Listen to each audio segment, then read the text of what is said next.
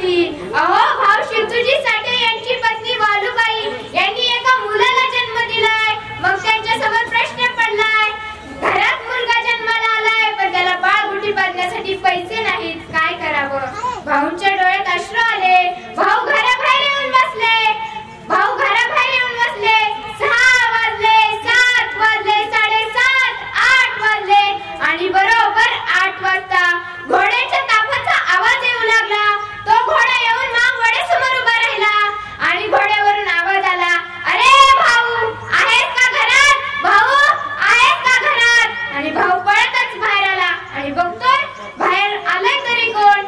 फकीरा नावाचा क्रांतिकारक इंग्रजांचा खजिना लुटून आलेला होता. भाऊंनी फकीराला विचारलं, अरे फकीरा कुठे गेला होतास? फकीरा म्हणाला, अरे आत्ताच इंग्रजांचा खजिना लुटून आलोय.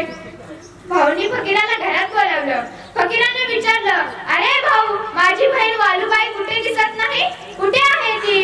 भाऊ म्हणाला, अरे तू मामा झालाय, तुझा भाचा जन्माला आलाय पण त्याला बाळगुटी बांधण्यासाठी पैसे नाहीत.